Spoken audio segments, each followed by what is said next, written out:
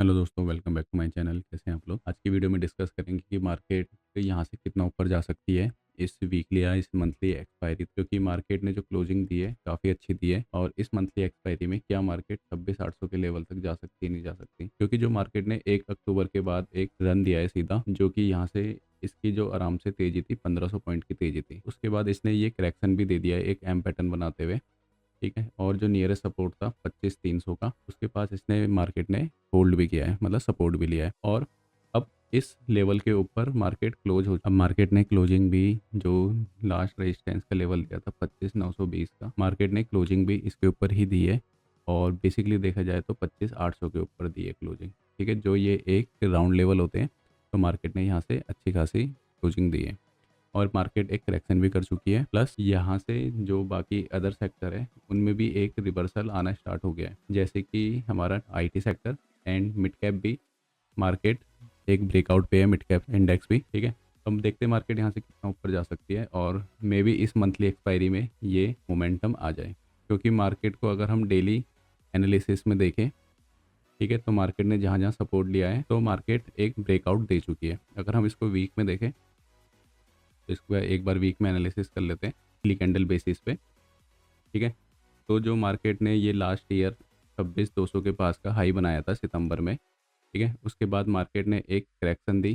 ठीक है, और जो प्रीवियस सपोर्ट के पास था, जो कि अपना रॉक बॉटम सपोर्ट है, ठीक है, ये अपना क्या हो गया, एक रॉक बॉटम सपोर्ट हो गया। और इसके बाद अब जो अपना, अगर मार्केट यहाँ से 2-3 हज़ार पॉइंट एक न्यू ट्रेंड में चले जाती है, तो उसके बाद का जो रॉक बॉटम सपोर्ट होगा अपना, मतलब रॉक बॉटम सपोर्ट मतलब जब भी आएगी मार्केट करेक्शन होने के बाद एक बार यहाँ से टेक्निकल बाउंस लेगी।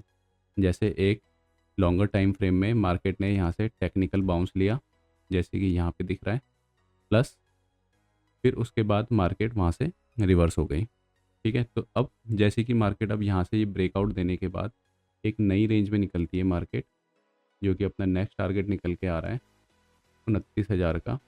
ठीक है, अब 29,000 ऐसा नहीं कि एक ही महीने में आ जाएगा, तो ये भी टाइम लेगा। जैसे कि एक टाइम पीरियड देखा जाए तो कम से कम 12 महीने का टाइम ले सकता है। ठीक है, 12 महीने अगर आ जाएगा तो यहाँ पे सस्टेन करेगा पूरा, तो मे भी आ जाए 4-5 महीने में, पर थोड़ा सस्टेन करेगा, ऊपर जाएगा, ऐसे मतलब प्राइस एक्शन की तरह ऊपर जाएगा। ये फर्स्ट करेक्शन दिया था जून के टाइम, जून के आसपास, 26 जून के आसपास। फिर मार्केट ने इस करेक्शन को भी कंप्लीट कर लिया है। अब जो यहाँ पे प्राइस एक्शन बन रहा है इस लेवल का, मार्केट ने इसके पास भी सपोर्ट ले लिया है। अब धीरे धीरे जो बियर वाले हैं वो इसको ज़्यादा नीचे नहीं ले जा पा रहे मार्केट को, तो इसका मतलब यहाँ पे एक मेजर सपोर्ट बन चुका है मार्केट पे। अब जब भी कोई बड़ी मंदी आती है तो ये सपोर्ट टूटेगा तो गैप डाउन होके ही टूटेगा, और नहीं तो अगर यहाँ से मार्केट 2-3 हज़ार पॉइंट ऊपर चले जाती है तो ये अब नेक्स्ट टाइम के लिए रॉक बॉटम सपोर्ट बन जाएगा। जैसे कि ये वाला लेवल अपना 21,800 का रॉक बॉटम सपोर्ट लेवल है। इसके बाद मार्केट जैसे यहाँ से ब्रेकआउट देती है तो मार्केट मे बी इस मंथली एक्सपायरी पे यहाँ से एक न्यू रेंज में निकल जाए। ठीक है, क्योंकि मेजर इंडाइसिस जैसे कि निफ्टी में तो ब्रेकआउट आ चुका है, तो पहले हमने प्रीवियस वीडियोस में डिस्कस किया था कि अब मिड कैप के शेयर भी चलना स्टार्ट करेंगे। तब मिड कैप का इंडेक्स था 13,000 पे, जो कि अभी 13,800 पे, 13,850 पे खड़ा है। ठीक है, अब मिड कैप शेयर भी बढ़ना स्टार्ट हो जाएंगे।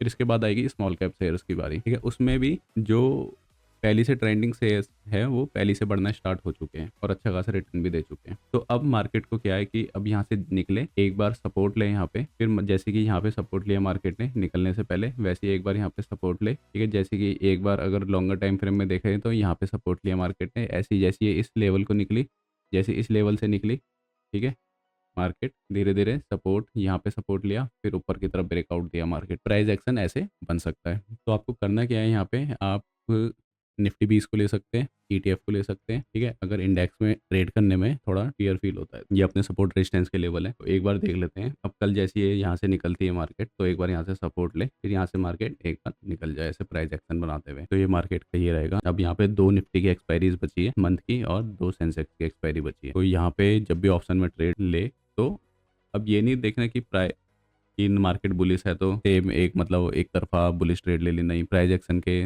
बिहाफ पे ट्रेड लेनी है। अगर शॉर्ट की ट्रेड मिलेगी तो शॉर्ट की ट्रेड लेंगे। शॉर्ट की ट्रेड के लिए हमने जो अपनी प्रीवियस वीडियो है उसमें सपोर्ट रेजिस्टेंस और क्या क्या पैरामीटर्स देखा जाता है एग्जीक्यूट करने के लिए, तो वो हमने दे दिया। पर एक चीज़ हमेशा ध्यान रखनी है अभी भी, जो लास्ट वीडियो में बताया था कि हमें बाय ऑन डिप करना है। ठीक है, जैसे कि 700-800 पॉइंट का करेक्शन मिला, हमने सीधा बाय ऑन डिप करा। मैंने अक्सर देखा है कि जब भी चार्ट बुलिश हो जाता है, जो लास्ट ईयर का था, तो वहाँ पे क्या था, पॉइंट का डिप आ रहा था, फिर मार्केट भाग रही थी 800 पॉइंट, 500 पॉइंट का डिप आ रहा था, फिर मार्केट भाग रही थी 900 पॉइंट। तो लास्ट ईयर का ट्रेंड ये रहा था। तो ऐसे ही हर साल का ट्रेंड रहता है।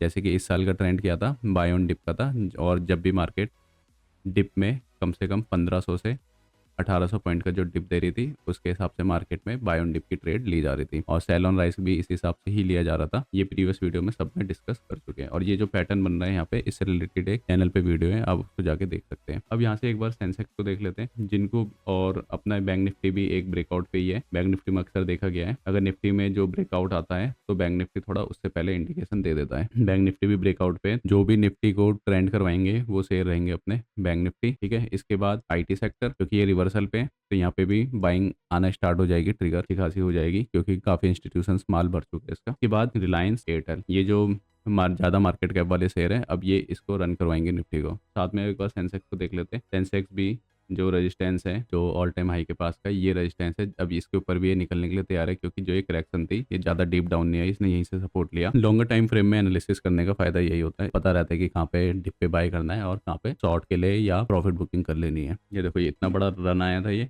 इसका करेक्शन होके, और ये एक छोटे से टाइम फ्रेम में मार्केट ने यहाँ पे सपोर्ट भी ले लिया। ये सिंपल प्राइस एक्शन है। ये सीखने के लिए चैनल पे वीडियो आना स्टार्ट हो चुकी है, तो आप उसको जाके देख सकते हैं। ठीक है, इसके बाद हमने कुछ शेयर डिस्कस करे थे, जैसे कि फिनटेक सेक्टर के शेयर डिस्कस करे थे। ठीक है, तो उसमें भी अच्छा खासा ब्रेकआउट आ चुका है। ठीक है, सबसे पहला हमने डिस्कस किया था एंजल वन। एंजल वन हम यहीं से डिस्कस करते हुए आ रहे हैं, इस लेवल से, और इसने भी एक ब्रेकआउट दे दिया है इस लेवल के ऊपर। अगर ये जैसे 2800 के ऊपर निकलता है 2900, 3000, 3200, और जैसे 3200 के ऊपर निकलेगा, तो ये भी एक सेकंड लेवल ऑफ ट्रेंड के ऊपर चले जाएगा। जैसे कि यहाँ से जैसे निकला है, ये रिवर्सल का फर्स्ट लेवल ऑफ ट्रेंड था। अब जैसे इसके ऊपर थोड़ा सपोर्ट लेके निकलेगा यहाँ से, तो ये भी एक नई लेवल पे निकल जाएगा। बीएसई में भी सेम ब्रेकआउट 2810 का ब्रेकआउट बताया था, और मार्केट ने देखो वहीं पर ही मार्केट ने इसी लेवल के पास होवर कर रहा है, थोड़ा टाइम बिता रही है। ये एक रेजिस्टेंस का लेवल बताया था। अब जैसे इसके ऊपर निकलेगा, तो ये सबसे पहले 3000 के ऊपर टकराएगा, और जैसे 3000 के ऊपर जाएगा, तो ये भी एक नई ट्रेंड पे निकल जाएगा। जैसे कि ये हाई बीटा शेयर है, तो इसमें बताया था कि जो ये शेयर होते हैं, ये मोमेंटम अच्छा देते हैं, और अगर इनको डबल होना होता है, ये लास्ट के 3 मंथ, मतलब इनको डबल होने के लिए 3 मंथ चाहिए। जब भी ये डबल होने की तरफ जाते हैं, तो ये 3 मंथ में उतना मोमेंटम दे देते हैं। और इनका ये क्या रहता है, जब ये करेक्शन देते हैं, तो ये कम से कम 30 से 40% की करेक्शन दे देते हैं, और जब बॉटम से भागते हैं, तो यहाँ से 150% का रन दे देते हैं। अब बीएसई काफ़ी मार्केट कैप बढ़ चुका है, तो मे बी ये आए ना आए, पर ये यहाँ से एक नए जोन की तरफ निकल रहा है। ठीक है, धीरे धीरे इसका जो बैंक निफ्टी का वॉल्यूम था, प्लस जो बाकी अदर एक्सपायरीज थी, ठीक है, उस सबको बंद कर दिया, तो जो उसका वॉल्यूम है वो धीरे धीरे सेंसेक्स में जाने लग गया है।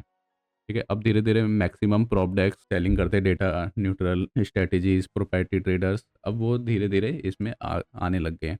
तो इसकी वजह से इसके रिजल्ट भी अच्छे आने लग गए हैं। अब जब जैसे कि दो एक्सचेंजेस की सबकी एक एक एक्सपायरी है, तो सीधा टक्कर ये निफ्टी के वॉल्यूम को आने वाले टाइम पे देना स्टार्ट कर देगा, और इसमें काफ़ी वॉलेटाइल मूव्स आते हैं। अगर आपको लाइव कॉल चाहिए, तो आप टेलीग्राम के चैनल को ज्वाइन कर सकते हो। तो जो अपना व्यू पॉइंट क्या है, अपना व्यू पॉइंट है अभी बाय ऑन डिप करने का।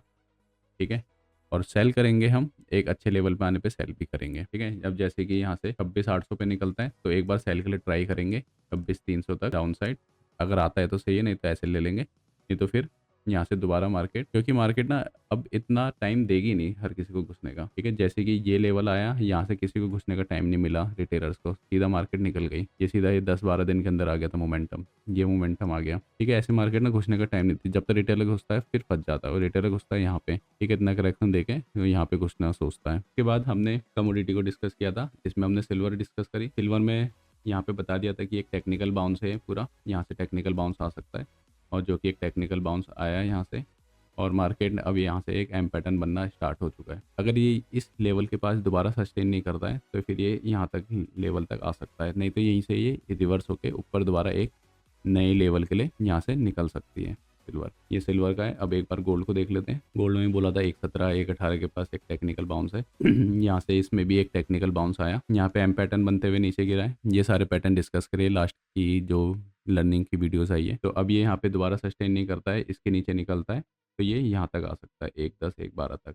पर एक्सपेक्टेशन ये है कि यहाँ से सपोर्ट ले, फिर दोबारा ये लेवल की तरफ निकले। उसके बाद हमने नेचुरल गैस को भी डिस्कस किया था प्रीवियस वीडियोस में, और 338 के पास इसमें बोला था कि यहाँ से इसमें बाय कर सकते हैं, ठीक है। और बाय ऑन डिप के हिसाब से यहाँ पे कर सकते हैं, और सपोर्ट रेजिस्टेंस के हिसाब से यहाँ पे कर सकते हैं। मतलब अगर यहाँ से निकलता है नीचे तो यहाँ पे डेफिनेटली बाय बन सकता है, ठीक है। तो यहाँ से भी नेचुरल गैस ने एक अच्छा खासा मोमेंटम दिया, और ये भी कहा था कि 360 के पास जैसे ही आएगा तो एक यहाँ पे प्रॉफिट बुकिंग या एक शॉर्ट की ट्रेड बना सकते हैं। और इसके बाद यहाँ से मार्केट सीधा, और ये भी कहा था कि 360 के ऊपर निकलता है, ये भी एक नए ट्रेंड की तरफ निकल जाएगा, जो कि एक नए ट्रेंड की तरफ निकल चुका है। क्रूड भी बोला था, क्रूड डिस्कस कर लेते हैं। क्रूड की एक साइडवेज रेंज बताई थी, क्रूड में साइडवेज रेंज बताई थी, जो प्रीवियस वीडियो में नहीं, जो प्रीवियस मतलब 1-2 हफ्ते के अंदर जो भी एनालिसिस दिया होगा जब भी, तो तब यही बताया था इसका कि क्रूड एक 200 पॉइंट की साइडवेज रेंज में है, जिसकी एक ट्रेंड लाइन भी बनाई थी। अब ये भी यहाँ से एक ब्रेकआउट की तरफ निकल सकता है धीरे धीरे, ठीक है। और इसका जो अगर इस लेवल को नहीं तोड़ता है दोबारा, तो जो इसका एक्सपेक्टेड टारगेट आ रहा है निकल के 5106,000, क्योंकि लास्ट ईयर से या मतलब लास्ट 2 ईयर से ये क्रूड इसी रेंज में है, तो आप इसको एनालिसिस कर सकते हो। देखो ये इसी रेंज में, तो यहाँ आया तो एक बाय ऑन डिप, ठीक है, फ्यूचर में कर लेंगे और पुट से हैच कर लेंगे, तो ऐसा इसमें कर सकते हैं। तो वीडियो को यहीं सम अप करते हैं। तो अपना व्यू सिंपल है, बाय ऑन डिप और या flow with the market short करेंगे, प्राइस एक्शन बेसिस पे शॉर्ट करेंगे। अगर आपको ये सीखना है तो चैनल पे लर्निंग वीडियो डल चुकी है, आप